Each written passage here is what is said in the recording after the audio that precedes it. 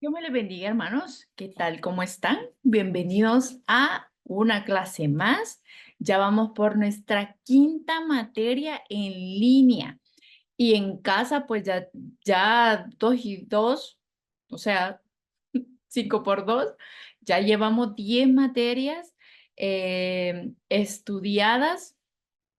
Sí, la hermenéutica, métodos de estudio bíblico, hechos, evangelismo, bueno, armonía de los evangelios, sí, sí, mi hermano, imagínense, ya vamos por la 10ª materia, bueno, la 8ª, porque van a empezar, bueno, ya empezaron la otra, pero de verdad qué alegría, qué emocionante de que vayamos avanzando muchísimo.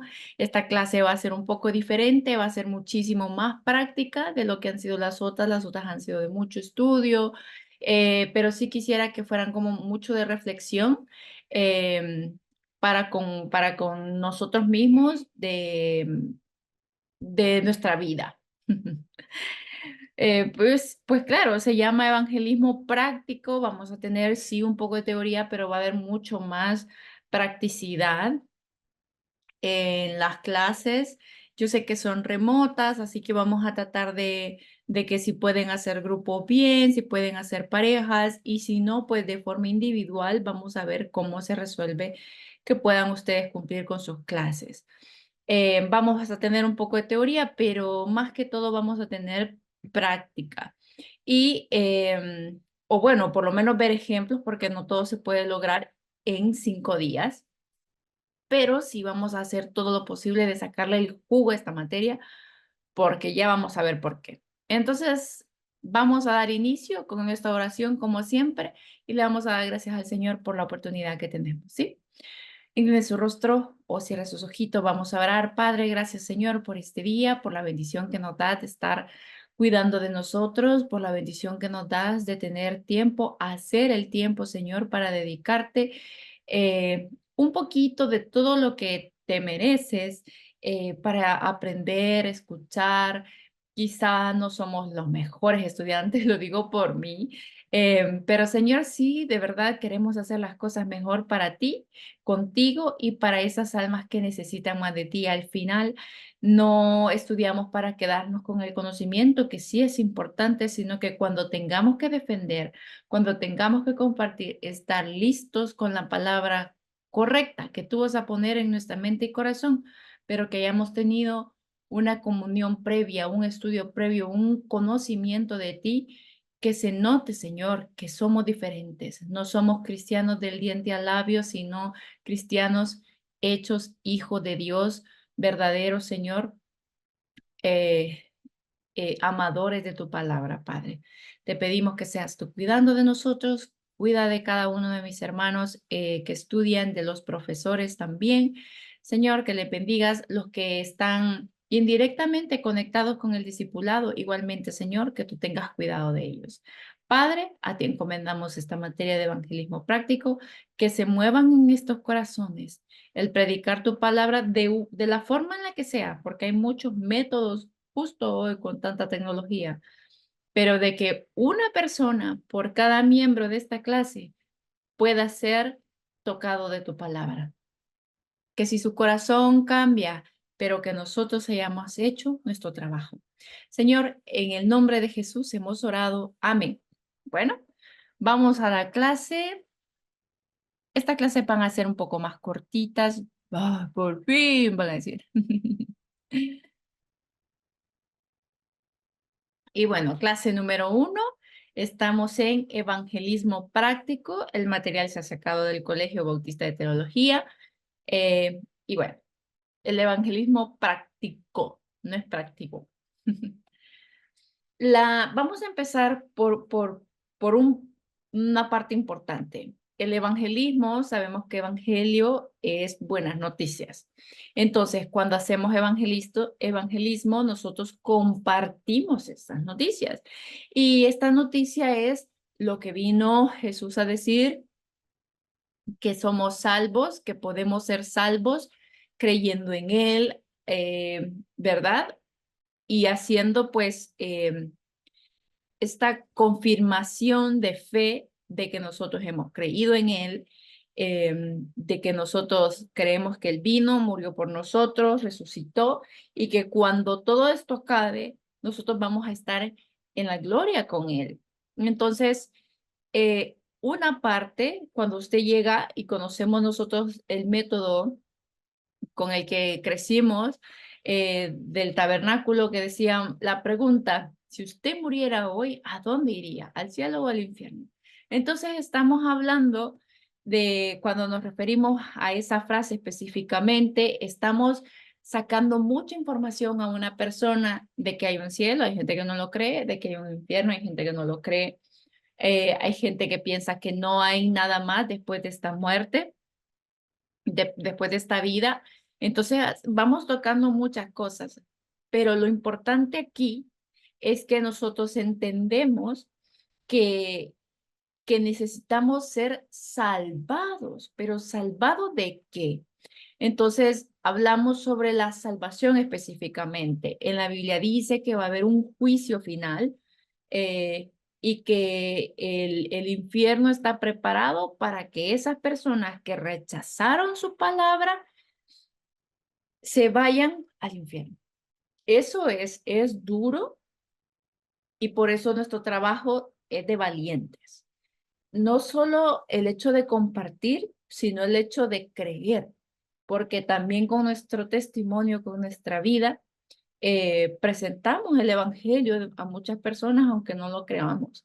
Y, y traer esa parte de decirle a alguien, usted necesita ser salvo. ¿Salvo de qué? Si yo estoy bien, tengo mis cosas, tengo trabajo, tengo esto, tengo lo otro, yo estoy bien. Y, y la verdad es que nosotros estamos hablando de una salvación que va más allá de lo que se ve, de esta dimensión, por decirlo así, de lo que vemos, de lo que sentimos, porque es espiritual, porque es eterna y todavía no es, pero va a ser. Entonces, es un tema delicado, pero es un tema que nosotros, pues, por la gracia de Dios, ya es nuestro, en nuestro corazón, porque ya somos parte de, amén.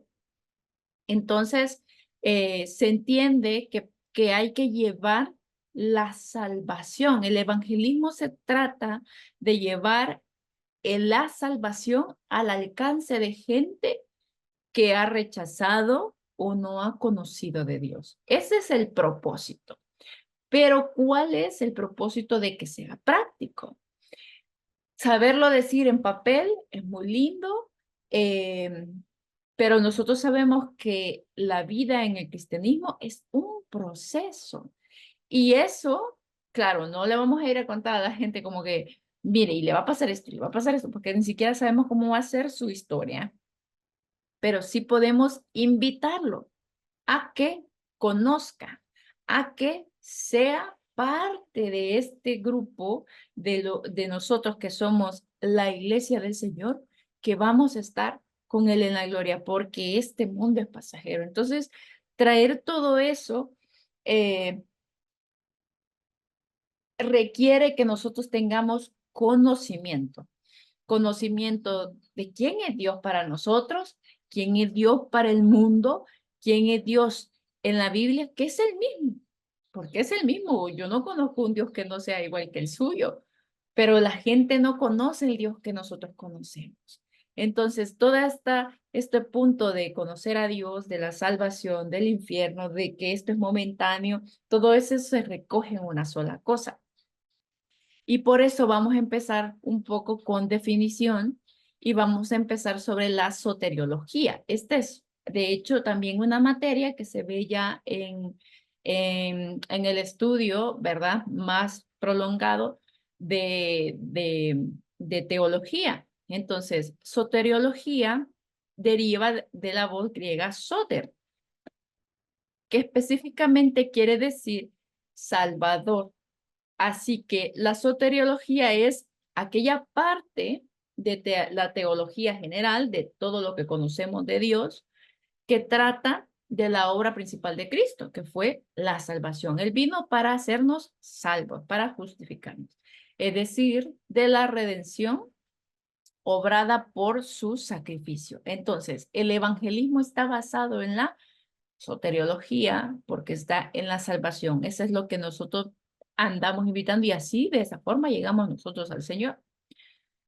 Entonces, la salvación del individuo es una doctrina importante que debemos entender correctamente. No podemos presentar el plan de la salvación si no comprendemos lo que verdaderamente significa y no conocemos sus factores. Entonces, la salvación, lo que decimos nosotros, soy salvo, pero hay factores dentro de esa, no salvedad, dentro de la salvación que tienen que tomar lugar, que tienen que pasar.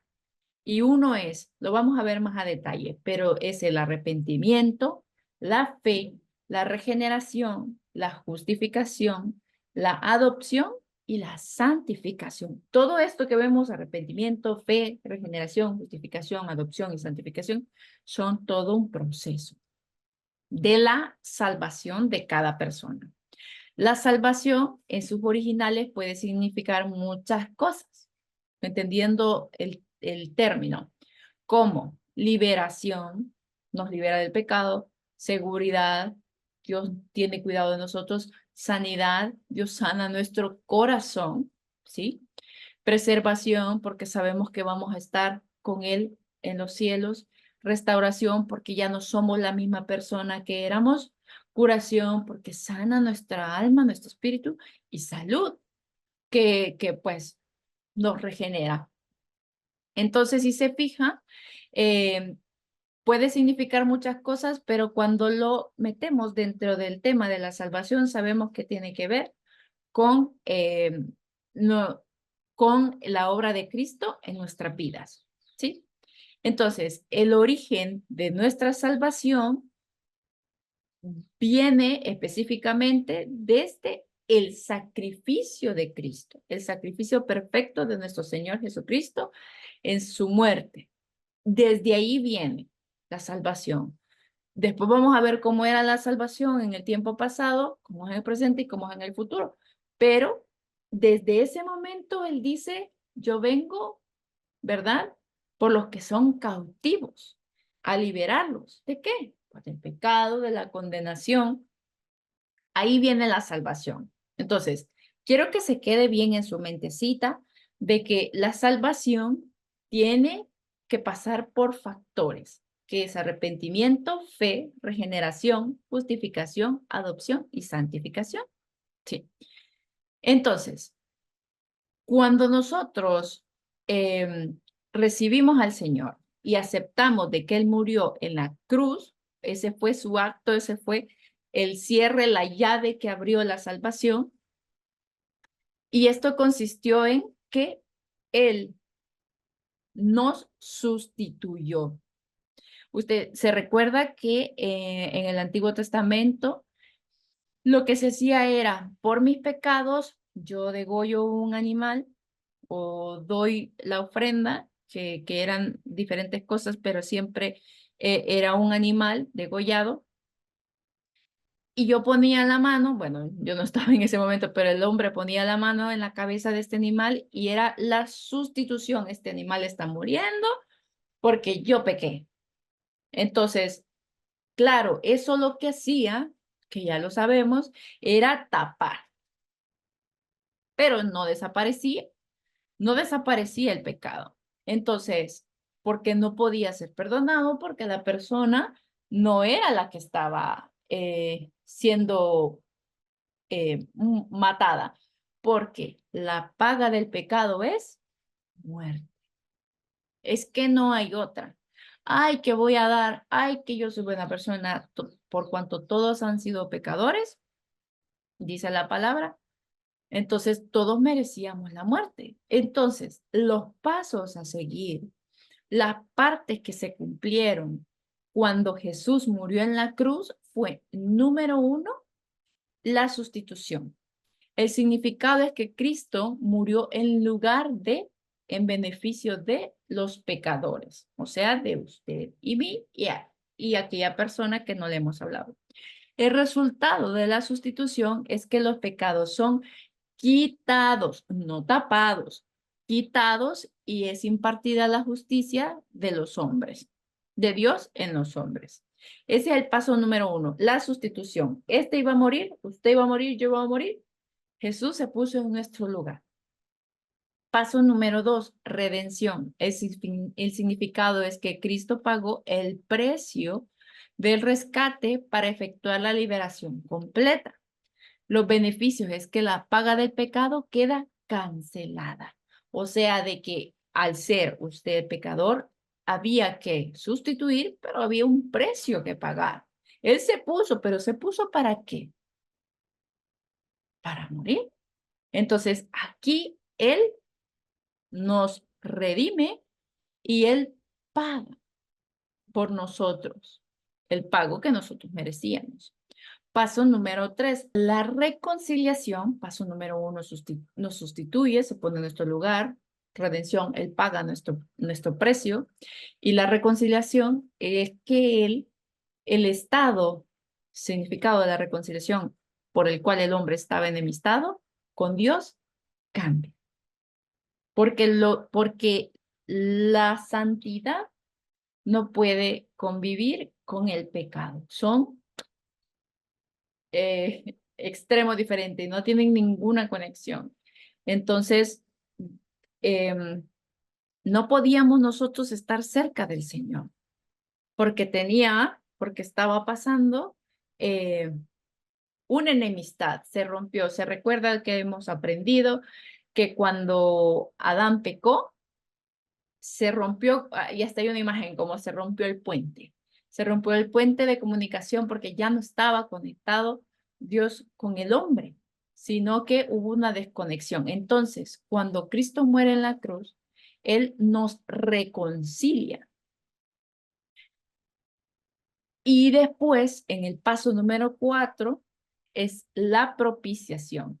El significado es que Dios queda satisfecho con la muerte de Cristo. O sea que se paga el pecado y Dios dice, bueno, acepto que esta persona pagó por aquella persona y yo vuelvo mis ojos, mis manos, mi conexión, mi corazón a Él. Estoy satisfecho con esto. Y número 5, que se cumplió cuando Jesús murió en la cruz, es que termina la ley mosaica, que había que cumplirla, ¿verdad? Que decía que había que cumplir la ABCD, que realmente no se podía cumplir y que quede claro de que Dios no dejó la ley para que el hombre se regocijara y dijera, yo puedo cumplir la ley, porque la quebrantaban. Y quebrantar la ley no quiere decir cumplirla. Entonces, el único que cumplió la ley fue Jesús y no la transgredió. Entonces, lo que tenían los judíos, ellos la cumplían, creían que cumpliendo, sí, sí, sí, yo lo estoy cumpliendo, pero igual tenían que hacer sacrificios porque seguían pecando. Entonces, Dios la dejó para que vieran su pecaminosidad, para que dijeran, no se puede, pero ellos en su corazón, llenos de orgullo, dijeron, claro, ¿por qué no? Entonces viene Jesús, mueres, nos sustituye, nos redime, paga el precio, nos reconcilia con Dios. Dios queda satisfecho con esto en la propiciación y Él viene y termina la ley mosaica y inicia el periodo de la gracia. Que esto lo hemos visto en las, ¿cómo se llama? Dispensaciones, ¿sí? En las dispensaciones, ¿se recuerdan las clases que les dieron? ¿Verdad? Entonces, en las dispensaciones, entonces empieza todo ese periodo en el que estamos viviendo, donde nosotros somos salvos por fe, somos salvos porque Él ya pagó nuestros pecados, tenemos ese, ese don de ser salvos porque Él así lo quiso, solo haciendo una confesión de fe genuina. Entonces, ¿cuál es el alcance de la salvación? Ahora vamos a ver eso. La salvación pasada, cómo se salvaban las personas en el pasado, era, el cristiano fue salvo desde el momento en el que creyó. Este pretérito marca el hecho esencial.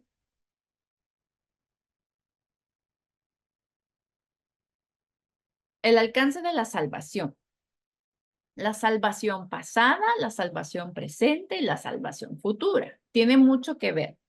Porque la salvación tiene estos tres estados, pero siempre está constante. ¿A qué se refiere? Que la salvación, el cristiano fue salvo desde el momento en el que cree. Si crees, pues entonces eres salvo. No hay que voy a alcanzarla, ¿verdad? Que me la voy a ganar, sino que cree es salvo. 2. Este pretérito marca el hecho esencial e inmutable de la salvación. ¿Qué quiere decir esta frase muy elaborada? Que en el momento en el que usted cree, nada puede cambiar ese estado. Nada puede cambiar ese estado, ¿sí? Si usted cree de verdad, si usted de verdad tiene una conversión genuina, nada puede cambiar ese estado. Ahora, 3, en el momento de creer, el que es salvo queda completamente liberado de su estado de perdición, purificado, perdonado, justificado, nacido de Dios, revestido de los méritos de Cristo, libre del justo juicio de Dios, de toda la condenación, la que hemos hablado en el infierno, ya salvo para siempre. Esa es la salvación pasada. Lo que pasó fue que usted aceptó al Señor. Eso es. Entonces tiene tres estados. El alcance de la salvación es la que fue, ¿verdad? En el momento que la acepté, la presente, que nosotros estamos siendo salvos del dominio del pecado, porque podemos decirle no, dice que tenemos dominio propio, ¿verdad? Podemos decirle no, pero fallamos. Pero ese es otro tema. 2, este segundo tiempo de la salvación, el creyente está siendo preservado y santificado por Dios. Todo esto es un proceso. Creo, creí y creeré. ¿A qué se refiere esto? El creyente todavía necesita ser salvado de la presencia del pecado cuando sea introducido en la gloria, ya sin tacha. A estos podrían añadirse otros pasajes que, a su vez, presentan todos estos tiempos o aspectos de la salvación. ¿A qué se refiere? Que nosotros tenemos que mañana seguir creyendo. Se refiere que nosotros mañana tenemos que seguir luchando con la tentación, con el pecado, contra huestes, ¿verdad? Que dice que huestes de maldad. Y lo vemos nosotros como no, no, para nada. Nosotros tenemos una lucha espiritual muy grande para defender esto que hemos creído, esto que creemos y lo que mañana primeramente el Señor nos dé la vida y la fortaleza de seguir creyendo, ¿sí? Porque si no, nunca creímos, que es otro tema que no nos vamos a meter aquí porque es tema de soteriología, pero nuestra salvación lleva siempre estos tiempos. Creí, creo, creeré, ¿verdad? Entonces, estos versículos no los vamos a ver porque no tenemos mucho tiempo, pero tengo que seguir creyendo en todo mi futuro para que cuando llegue la gloria del Señor, yo esté lista y presente para con Él. ¿Sí? No es como que, bueno, yo ya lo acepté, bueno, me lavo las manos, ya mañana no creo, porque como ya me lo dieron, como que yo me compro un par de zapatos y diga, "Ay, no, no los tengo mañana, aunque los tenga en mi casa". No funciona así. Es una convicción, es un estilo de vida, somos una nueva criatura. Entonces, ¿cuáles son los requisitos de la salvación? Lo vimos anteriormente. Fe y arrepentimiento. ¿Se recuerdan de que hablamos en la armonía de los evangelios que Juan el Bautista venía a decirles que se arrepientan de sus pecados? ¿Se recuerdan? Entonces ya Jesús pone la parte que hace falta, ¿verdad? Que es la fe. Ahora, la importancia del arrepentimiento se observa que cuando Juan comenzó su ministerio con el llamado al arrepentimiento y cuando Jesús ordenó predicar el arrepentimiento y el hecho de que Dios desea que el hombre se arrepienta. Ahí empieza todo. Que nosotros no podemos decir, yo soy salvo cuando yo no me siento mal por la persona que fui. Cuando yo considero de que mis pecados no son tan grandes como los de otros y me considero una buena persona, ahí no hay un arrepentimiento sincero, porque para Dios no hay matices en el pecado.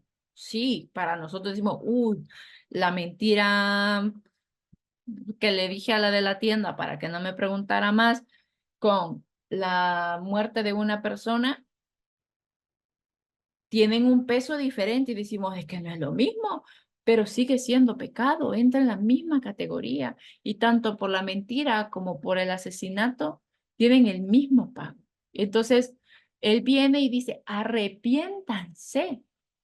Y él vino Juan, habló Jesús de lo mismo del arrepentimiento. Entonces, ahora, hablemos del griego metanoia o metaneo, que significa cambio de actitud.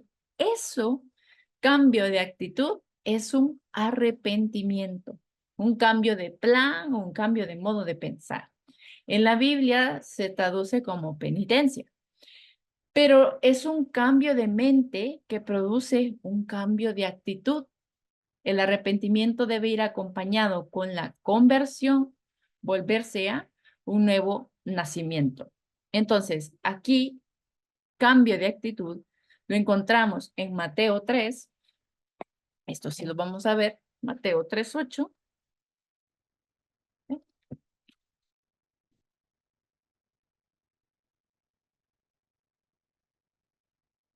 Yo sé que vamos un poco rápido, yo lo sé, pero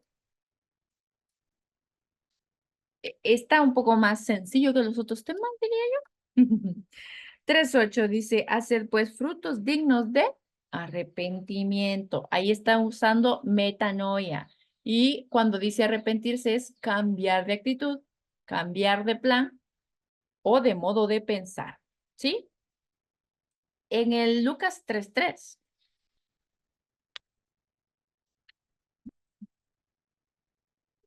Lucas 3:3 nos dice,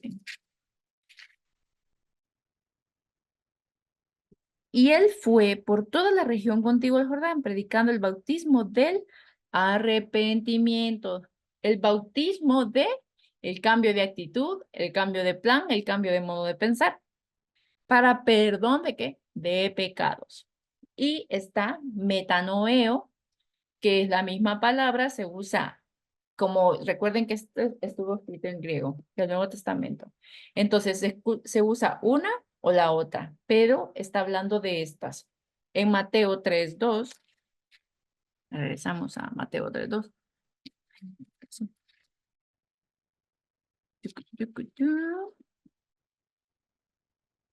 Dice, y diciendo,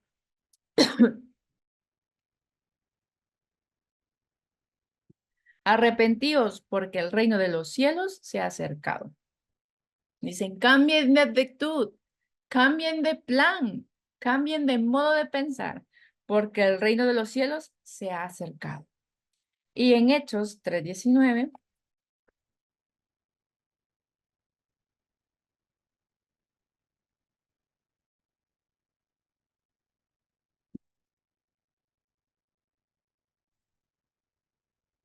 dice, así que arrepentíos y convertíos para que sean borrados vuestros pecados, para que vengan de la presencia del Señor tiempo de refrigerio. Ahí lo vuelvo a leer con estas versiones, con lo que sabemos que significa. Así que cambien de actitud, cambien de plan, cambien de modo de pensar y convertíos para que sean borrados vuestros pecados, para que vengan de la presencia del Señor tiempo de refrigerio. Entonces, si se fijan, justamente en Hechos, nos dice que el arrepentimiento viene con una conversión, con un nuevo nacimiento, con volverse a. Entonces, en nuestro caso, comprendemos de que el ser convertido es ser un hecho con la nueva criatura, ¿verdad? Entonces, no les puedo preguntar si va quedando claro, pero espero que vaya quedando claro que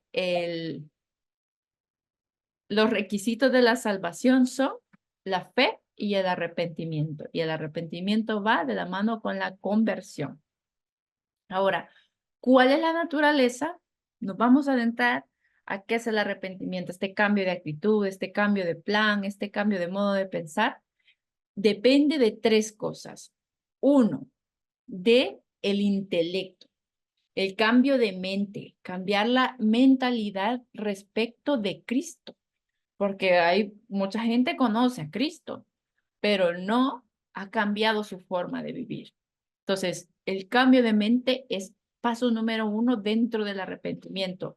Paso número dos o factor número dos dentro del arrepentimiento, el sentimiento. Tiene que haber dolor por lo que se ha hecho. Cuando usted, si usted ahora hace algo que decepciona a su mamá, decepciona a sus hijos, decepciona a su esposo, su esposa, tiene que haber dolor si está realmente arrepentido.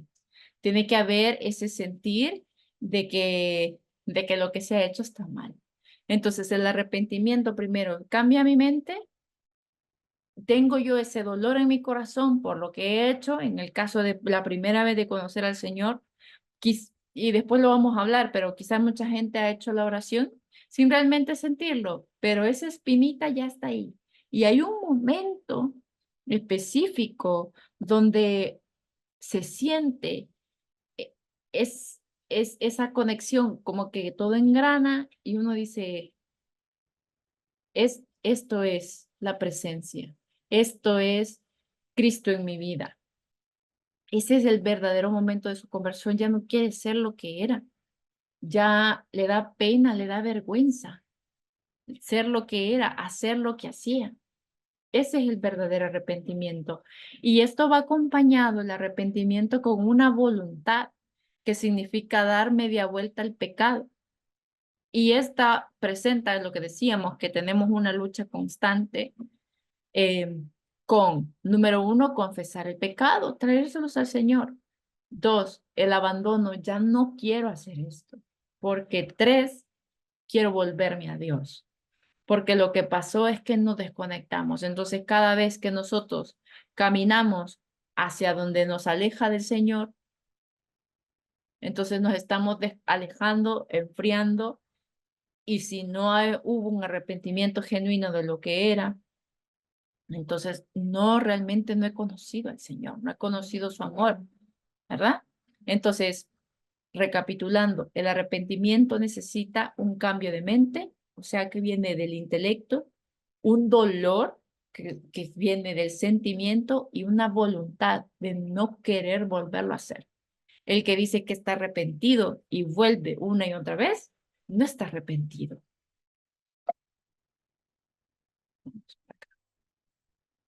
¿Cuáles son entonces de una persona ya ese arrepentido, ha hecho su confesión de fe? ¿Cuáles son los efectos de la salvación? Número uno, la regeneración, que viene del griego palingenesia. Palín, otra vez, de nuevo, y génesis, generación, nacimiento natural, creación. La regeneración es la puerta de entrada al discipulado cristiano. La regeneración es un acto de Dios mediante el cual somos admitidos a su familia. Es un nuevo nacimiento, es decir, un nacimiento espiritual. ¿Se recuerdan cuando leímos que los fariseos le preguntaron, ¿y cómo dices, voy a volver a entrar al vientre de mi madre y nacer? Eso no es imposible. Y habla de un nacimiento espiritual. Somos la misma carne de cuando conocimos al Señor, pero aquí adentro han cambiado las cosas. Y yo sé que usted lo ha vivido, yo lo he vivido y se siente bien bonito decir, eh, quizás ha sido un proceso largo de cambio, quizás ha sido un proceso largo de regeneración, de un nacimiento espiritual, pero si usted se encuentra aquí ahora, sé que ha habido algo en su corazón y en su vida y que usted es una nueva criatura, porque una persona que no se interesa por la palabra, que no se interesa por las almas, que no se interesa por la iglesia, que no se interesa por la salvación de otra persona, eh, no ha conocido realmente al Señor. Ahora, Otro efecto de la salvación, regeneración número 1, justificación número 2. ¿Qué es la justificación? Es un acto divino que cambia de posición al hombre para con él. Se puede decir que la justificación es el cambio que ocurre cuando se pasa de la culpabilidad y la condenación al perdón y la absolución a ser aceptado por Dios. Cuando usted dice, y ahora decían, hay un justificante de que no va a llegar a trabajar, es porque hay una razón. Y aquí en este caso somos justificados porque pasamos de culpables, ¿verdad? A ser absueltos. O sea, ya no hay nada contra nosotros. Y entonces somos aceptados por Dios. Gracias a Jesús, porque Él nos justifica, porque Él ya hizo el pago. O sea que la justificación es, Jesús me hizo justo, su sacrificio me hizo justo. Esa es nuestra justificación ante Dios. Número 3, la adopción. Adopción significa colocarse como hijo. Es una metáfora legal, así como la regeneración es una metáfora física.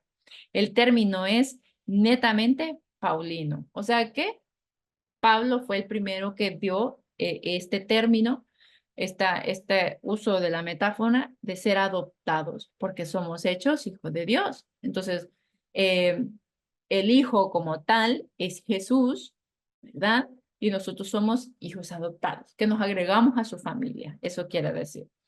Y número 4, de los efectos de la salvación, somos santificados. La santificación es el acto donde Dios nos separa del mal y nos dedica para Él. Esta tiene lugar, es instantánea, sí, pasa en el momento que usted cree, que dijimos que la salvación es pasada, presente y futuro. En el momento en el que creí, empezamos a ser santos porque dice, te aparto. Pero es progresiva, o sea, es un trabajo de todos los días. Y final, o sea, que llegamos a un punto, o sea, cuando ya morimos, donde Dios dice, bueno, ya ahora con cuerpo glorificado te voy a santificar, ¿verdad? Pero total, nosotros ya somos apartados, ¿sí? Apartados para Dios, para esa negación al pecado, para ese no querer volver atrás, porque ya fuimos regenerados. Si se fija, 1, 2, 3, 4, cuando yo tengo este nacimiento espiritual, Jesús me ha justificado ante Dios, soy hijo, yo ya tengo una nueva personalidad, por decirlo así, una nueva identificación. Entonces yo ya pertenezco a Dios, ya soy parte de, como entrar vamos a muchos lados y decimos, vamos a hacer grupos, el azul, el verde, no sé qué. Usted, desde que le dicen, usted tal, es azul, usted se va a identificar con eso todo el tiempo que necesite identificarse. Usted es hecho hijo de Dios, usted va a ser hijo de Dios por la eternidad. Entonces, ese trabajo de decir siempre que me pregunten, ¿usted es el grupo azul? Sí. Entonces, yo igual soy santificada, apartada para Dios. Entonces, usted también es apartado y eso es lo que queremos llevar a las otras personas. Esa apartados para Dios, donde no depende de nuestras obras, sino de la obra redentora del Señor Jesús, que Él nos da la fuerza para ser apartados para con Él. Nosotros con nuestras propias fuerzas no podemos decirle que no a esto que nos cuesta decirle que no, sino que nosotros elevamos una oración al Señor, rogamos para que Él nos ayude y Él está. Y Él dice, yo te he dado dominio propio, yo moro en ti, tú puedes hacerlo, pero no lo podemos hacer sin Él. Lo tenemos que hacer con Él. La santificación es ir de la mano con el Señor. Entonces, ¿qué pasa? Ya hablamos sobre la base de la salvación, lo que pasa en la vida de una persona que cree, en lo que ha pasado en la vida de todos nosotros que hemos creído y lo que llevamos a la persona. Sabemos que para ellos son muchos temas y nosotros tenemos que hacerlo práctico, tenemos que hacerlo fácil. Y vamos a ver entonces, ya entrándonos a la materia, el evangelismo y la responsabilidad que tenemos como creyentes. Y dice, parece que para muchas personas la congregación local tiene éxito cuando puede llenar el edificio de la iglesia. Cuando predomina esta actitud, comienza a surgir la idea de que concurrir a la iglesia constituye el servicio para Cristo. Factores que deben darse en una iglesia cristiana. Existen 4 factores que se deben dar dentro de una iglesia cristiana. Estos son la evangelización, la comunión, la edificación y el servicio. Entonces, el evangelismo práctico no quiere decir, volviendo a los puntos, llenar un edificio de gente. Hay mucha gente que puede ir a la iglesia y no ser salva. El punto es de verdad llevar a la persona a esa cercanía con el Señor. Y eso se hace de diferentes técnicas y formas, pero dentro de la iglesia tiene que haber factores que se encarguen de esto. Evangelización es una persona que no ha conocido, que no conoce, es el primer paso. De ahí va la comunión, esta cercanía de entender estos términos, esto, lo que conlleva ser parte de la edifica, porque uno acepta, claro, usted me imagino cuando se convirtió la primera vez y dice, sí, yo tengo la necesidad, porque el hombre conoce la necesidad del Señor y dice, sí, pero después se da cuenta que es todo un proceso, o quizás nos demos cuenta ya muchos años después de todo el proceso que hemos pasado, pero eso pasa al conocer a una persona, uno tiene que tener comunicación, entonces tiene que haber una comunión. Después del primer alcance, tiene que existir esa comunión constante. La comunión quiere decir algo que sigue, sigue, es permanente. La edificación igualmente, la construcción, nosotros somos edificios. Somos edificios de Dios. Entonces, Él va edificando en nosotros las bases, las reglas, las normas, en el sentido de amar al prójimo. No es como que, norma número 1, no lave con esto. No, sino que Dios dice, ama a tu prójimo. Y nos lo recuerda de diferentes formas, en diferentes ocasiones, porque pensamos muchas veces que mi prójimo es solamente mi familia. No, es la vecina que ha andado hablando mal de usted también. Entonces, esa parte de trabajo tiene que existir en una iglesia, tiene que haber evangelización, tiene que haber construcción de comunión, edificación, que nosotros cuando vayamos a la iglesia nos recordemos de que, ay, estoy fallando en esto, que me incentiven a estar cerca del Señor, y tiene que haber servicio. Dicen por ahí que una persona que no sirve, no sirve, ¿verdad? Entonces, quiere decir que nosotros le debemos tanto al Señor que su servicio tiene que volver a abrir el círculo de evangelización, comunión, edificación y servicio. O sea, que mi servicio trae a alguien más a los pies del Señor. ¿Que dónde va a ser mi servicio? Eso es lo de menos, porque todos somos miembros de Cristo, todos, no importa, que más importante, el más pequeño, el más grande, no. Todo lo que se hace dentro y fuera de una iglesia trae personas al evangelio. Entonces, una iglesia sana tiene que tener estos 4 factores: evangelización, comunión, edificación y servicio.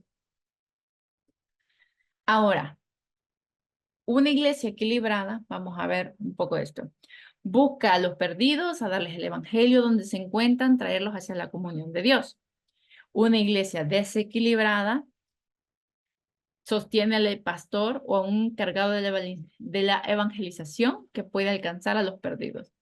O sea que en una equilibrada todos hacen el trabajo y en una desequilibrada solo el pastor o una persona se encarga de esto. No funciona así. La comunicación, la comunión más bien, compartir nuestra vida y la de Cristo unos con los otros, desarrollar una comunidad de intereses y de preocupaciones. Eso es tener comunión en una iglesia equilibrada, poder compartir, poder crecer juntos En una iglesia desequilibrada se disfruta de forma exclusiva la compañía de un par de personas. Hay clubes, hay grupitos que, ay, sí, nosotros no, pero solo nosotros. No funciona así. La edificación, que eso es a través de cultos con carnita, como lo decimos, enseñanzas, a través de la oración, porque claro, nuestro corazón, nuestra mente tiene que estar dispuesta y abierta para aprender. Entonces, esa es una iglesia equilibrada, eh, le aporta a la edificación de sus feligreses, de sus creyentes, de sus visitantes. Y una iglesia desequilibrada prepara un show para espectadores todos los domingos, un eventazo, pero qué sé yo, fueron tantos minutos de alabanza, tantos minutos de predicación, entre comillas, predicación, pero siguen a contar otras cosas. Usted y yo conocemos ejemplos de eso. Y no, es así. El servicio, satisfacer las necesidades de las gentes, tanto en creyentes como no creyentes. Ahora, esta parte es bien importante porque una iglesia tiene que dar servicio tanto a los de dentro como a la comunidad a la que pertenece. ¿Cómo? Formas hay. Ganas, quizás pocas, pero usted puede ayudar, colaborar sin hacer un esfuerzo, sin ser parte de o siendo parte de, sin su comunidad. Usted no puede hacer el esfuerzo de hacer algo por una persona que no conoce, pero dentro de la iglesia, como grupo local, pues ayudar a aquel que satisfacer alguna necesidad de gente que cree y que no cree, como se hace pan con chocolate, eh, que se llevan a niños de fuera, darles un momentito, gente para los padres, ¿verdad? Pero no hacemos división entre, ay, usted no cree en el Señor, no, usted no puede reventar la piñata, no funciona así. Y una iglesia pues desequilibrada pues coloca dinero en los canastos de los oyentes, solo quiere decir que es para adentro. Analizando esto y por ello que el mundo jamás va a ser alcanzado solo con los ministros del Evangelio. Esto quiere decir que no le podemos dejar la tarea al pastor, ¿ya? Al evangelista, a él que lo haga. Es un trabajo de todos. Y aún cuando el mundo fuera alcanzado por los ministros del evangelio, la iglesia no sería iglesia, ya que perdería su papel corporativo. ¿Qué quiere decir? Que si nosotros lo alcanzáramos a todo el mundo, pero lo hiciéramos sin el verdadero... sin la verdadera misión y visión de que hubiese cambio, comunión, edificación y traer más personas, pierde su papel, pierde su papel. Entonces, por eso vemos la comparación de los factores de una iglesia equilibrada y una iglesia desequilibrada.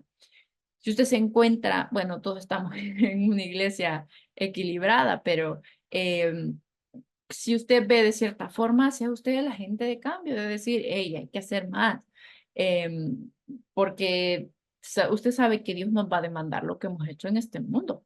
Entonces, cada día que nos da de oportunidad de vida, pensamos que es para hacer nuestras cosas, pero realmente es para de que de cierta forma cumplamos su propósito en nuestra vida y su propósito siempre va a ser Él en nosotros y quizá llevar a alguien más a los pies del Señor. Entonces, eso. Ahora, ¿cómo pueden los laicos alcanzar el mundo en el que vivimos? Laico, entiéndase como todo aquel, ay, espérame, esto siempre me... Todos aquellos que somos bautizados, pero que no han recibido estudios teológicos y por lo tanto no son ordenados a ningún ministerio y por lo tanto no pueden impartir santa cena, bautizar, casar y presentar niños. O sea que el laico es todo aquel que no es pastor. ¿Sí? Entonces, usted y yo somos laicos, pero ¿cómo podemos llevar? Porque decía que aunque por más que le dejemos el trabajo al ministro, al pastor, no es así como funciona, es una responsabilidad de todos. Tenemos que comprender que somos todos ministros de Cristo, tan responsables por los que se pierden como lo es el pastor. Los laicos deben de ser eficientes y preparados para la evangelización. Si el pastor falla en esto, ha fallado completamente en todo. O sea, cierta parte recae sobre el pastor de prepararnos a nosotros. Nosotros nos estamos preparando en toda una clase, así que pongámosle atención, porque tenemos que estar listos. Los laicos tienen que aceptar el hecho de que el llamado a ser discípulos de Cristo es el llamado a hacerse pescadores de hombres. O sea que hay que tirar la red, el pescadito que caiga, ¿verdad? Entonces, es un trabajito que tenemos, una responsabilidad. Y esto es lo que les acabo de decir. El evangelismo es una responsabilidad y hay 9 pruebas que confirman la responsabilidad. Número 1, porque lo dice en el Antiguo Testamento. En Proverbios 11:30, no lo vamos a leer todos, pero sí un par. Dice, el fruto del justo es árbol de vida y el que gana almas es sabio. Ya se lo puede, ¿verdad? Número 2, porque Cristo lo dijo en Mateo 5:13.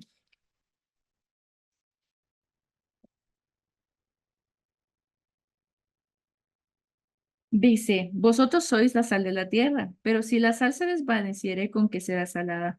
No sirve más para nada, sino para ser echada fuera y hollada por los hombres. Esto quiere decir que nos ha mandado a ser los conservadores. La sal era preciada porque era la que mantenía los alimentos. Si usted le pone al hielo sal, lo mantiene frío. Entonces nosotros somos esa parte que sazona, porque somos importantes para el evangelio del Señor. Por el ejemplo de Jesús mismo, en Juan, en número 3. Juan 1:43. A ver.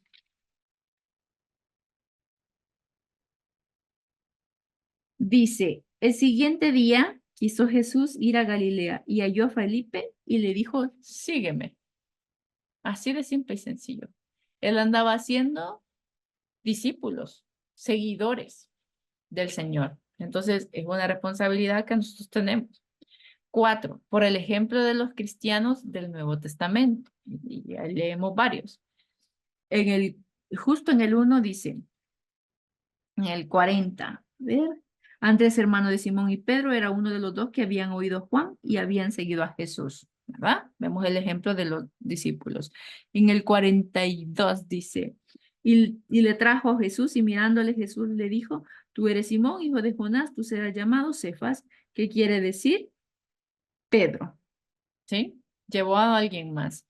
45. Felipe halló a Natanael y le dijo, hemos hallado a aquel a quien escribió Moisés en la ley, así como los profetas, a Jesús, el hijo de José de Nazaret. 46. Natanael le dijo, ¿de Nazaret puede salir algo bueno? Le dijo Felipe, ven y ve.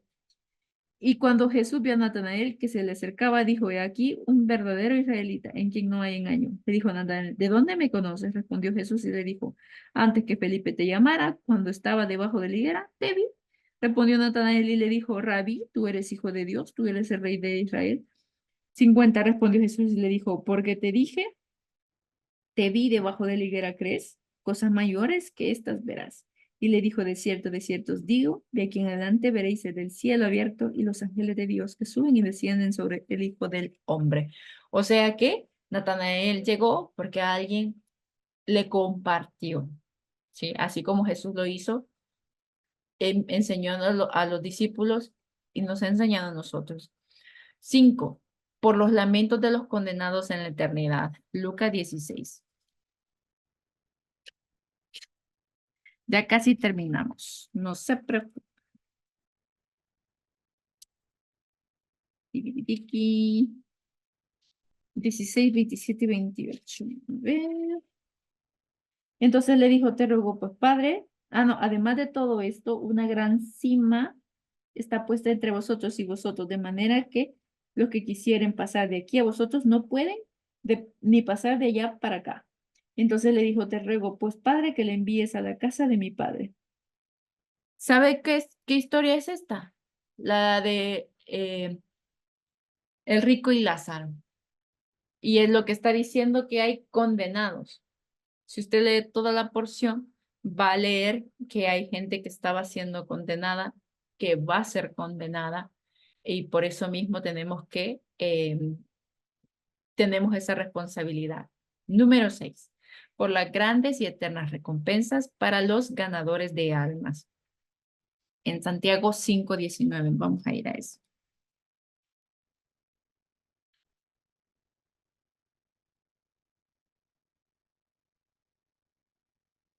Dice, que lo tengo más cerca.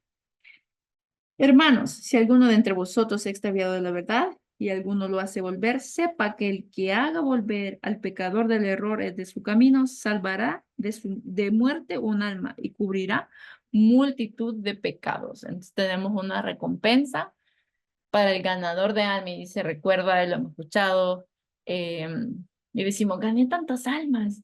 Y lo decimos con orgullo, pero no porque seamos, porque el que hace el arrepentimiento es el Espíritu Santo en nuestras vidas, eh, pero, pero está esa recompensa de haber compartido eso lindo que nosotros conocemos para con nosotros. Número 7, porque nuestro conocimiento nos hace responsables. A veces somos cristianos listos, pero no sabios, en el sentido de que sabemos, pero no compartimos.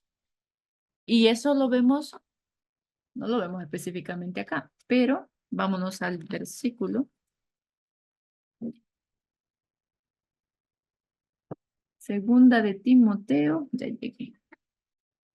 2:15 dice, procura con diligencia presentarte a Dios aprobado, como obrero que no tiene de qué avergonzarse, que usa bien la palabra de verdad. O sea que la palabra que conocemos la utilizamos para traer más almas al Señor. No la tenemos el conocimiento solo para ser inteligentes, sino para ser sabios y compartir, sin temor de presentarme ante Dios y ante los hombres de lo que he creído.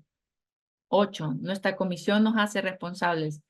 Cuando no predicamos, no evangelizamos, ni siquiera con nuestro propio testimonio, estamos en rebelión contra Dios y no estamos aceptando nuestra tarea de evangelizar. Y número 9, nuestra posición nos hace responsables. Segunda de Corintios 5:18.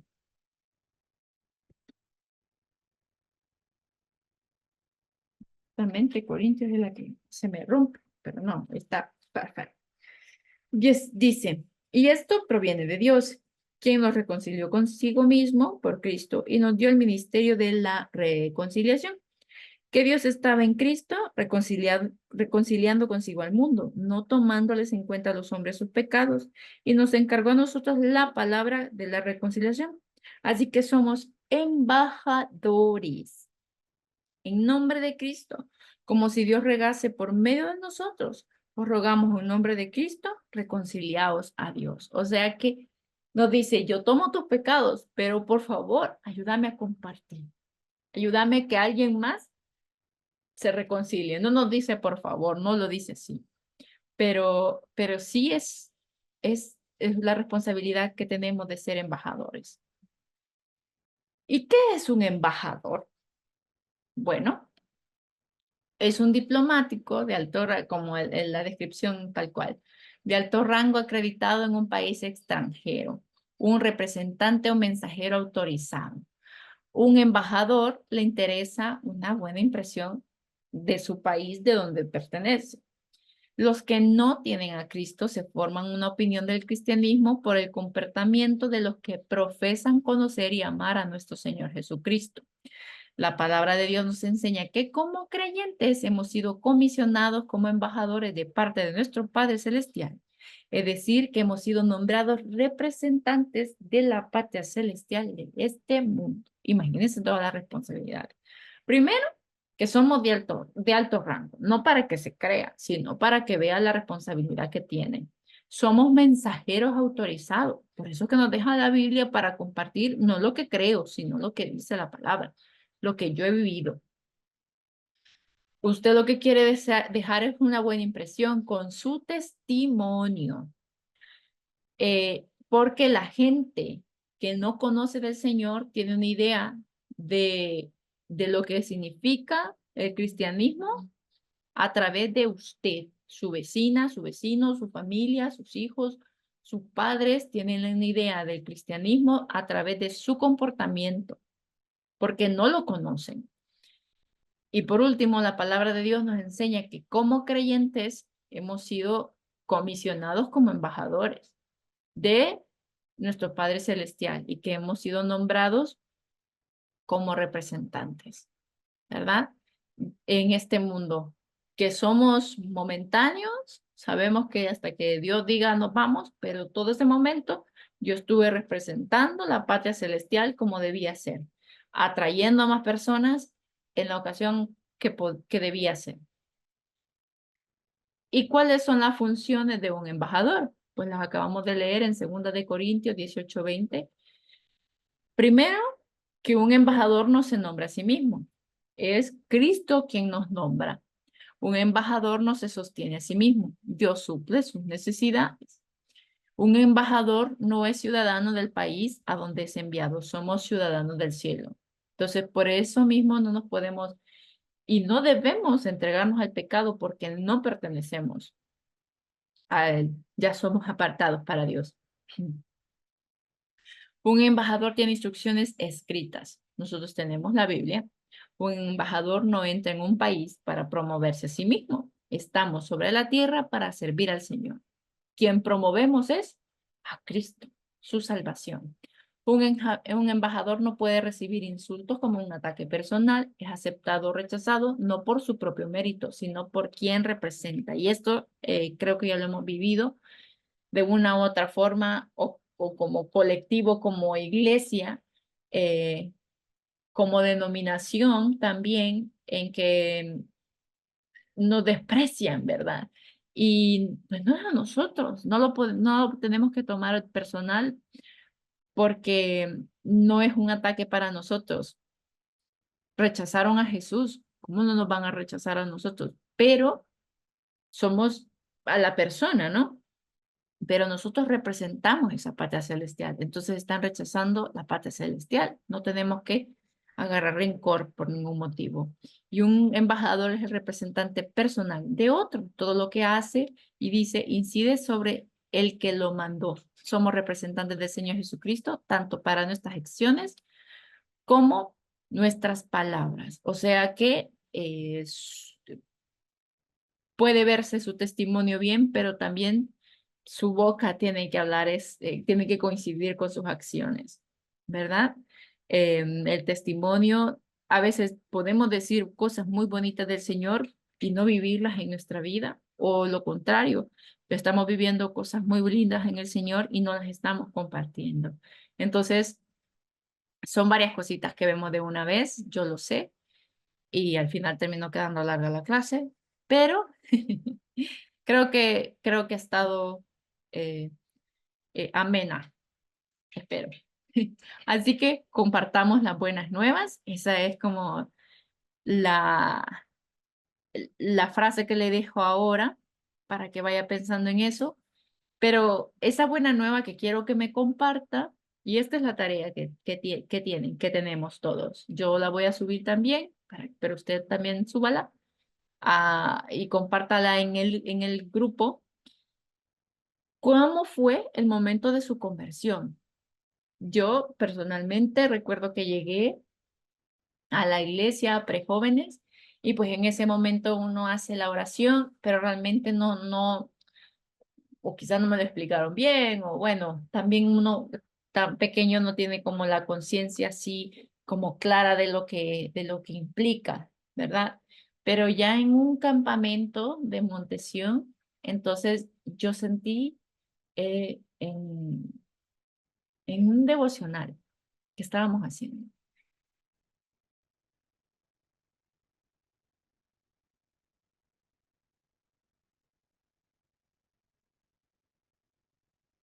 Y bueno, entonces ahí sentí yo el llamado.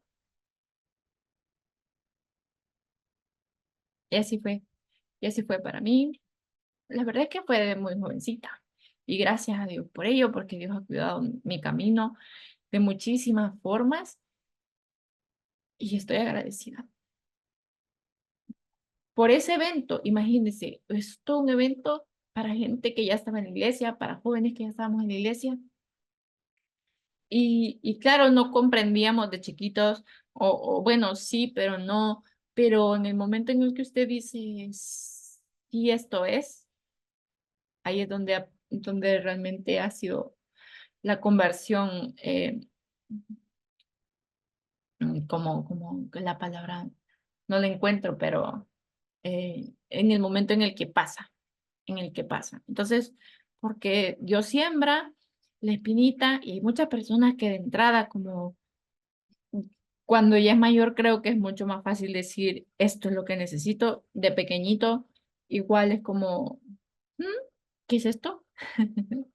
Pero igual esa semilla se sembró y después, como en ese primer campamento que tuvimos, ahí fue donde yo sentí en un devocional, pues hacer la oración y estoy agradecida por ello y gloria a Dios por mi conversión. Así que ese es mi testimonio de mi conversión. Fue un campamento, el método fue un campamento, fue en una oración y quiero que me comparta cada uno el momento en el que se convirtió. Yo sé que hay personas que han nacido en el Evangelio, pero ese momentito de realmente conocer a Dios tuvo que haber sido ya grande. Así que compártanos eso con todos. No le dé pena, no le dé vergüenza si quiere omitir ciertas cosas, pues está bien, pero por favor compártale porque este es un testimonio que va a llegar a alguien más, em, y que usted tiene que compartir a la gente, a una personita. Todos tenemos que estar más activos en esto, empezando, lo digo por mí misma. Así que nada, muchísimas gracias por ello, por su tiempo y vamos a orar y a darle gracias al Señor por esta clase. Señor Padre, gracias Señor por este momento, porque aprendemos, sabemos que eres tan perfecto que metiste tantas cosas en una sola acción y todo pasa porque tú dijiste que así pasa. Y lo más curioso de todo, pero también lindo, es que tú tienes el control de todo esto y dices, yo sé cómo te cuesta, cómo les cuesta a todos. Entonces, yo me voy a encargar. Solo te pido que creas. Solo te pido que tengas fe, que te arrepientas. Eso es lo único que pido de ti. Todo lo demás, yo me encargo. Señor, gracias por ello, gracias por tus cuidados, gracias por tu amor, primeramente por tu misericordia, porque por tu misericordia estamos ahora aquí, aprendiendo y compartiendo, Señor. Gracias porque sabemos que es un regalo grande y perdónanos, Señor, porque sabemos que es una responsabilidad grande que quizás no hemos compartido como deberíamos hacerlo. Hemos pasado años en los que hemos estado un poco sentados y nos mandas a trabajar. Padre, gracias. Ayúdanos a tener esa voluntad, esa fuerza, que en esta materia nuestro chip, este modo de pensar, cambie, que no tengamos el temor, la pena, la pereza, que es todavía peor, de compartir tu palabra, sino que nuestra vida y nuestras palabras hablen y te representen, Señor, como deben ser. Señor, muchísimas gracias por cada uno de los alumnos, maestros, la congregación completa, Señor, por esas personitas que están pasando enfermedades difíciles. Padre, sea tú siempre dándole fortaleza, eh, fuerza, Señor, gozo, paz, aún, sí, y en medio de la dificultad, Padre. Y si es tu voluntad, que por favor, Señor, el proceso de sanidad sea como tú lo digas. Pero, Señor, lo entregamos ante ti. Por favor, obra en cada vida y en las familias. En el nombre de Jesús hemos orado. Amén y amén. Bueno, mis hermanos, muchísimas gracias. Nos vemos el próximo sábado. Su tarea, mándemela, súbala al grupo, por favor. Porque es testimonio para con nosotros. Entonces, súbala al grupo. Yo ya se la dejé en la clase. Si no vio la clase, se la perdió. Así que nada, muchísimas gracias, mis hermanos. A todos, saludos, un fuerte abrazo y que pase buen día. Hasta luego.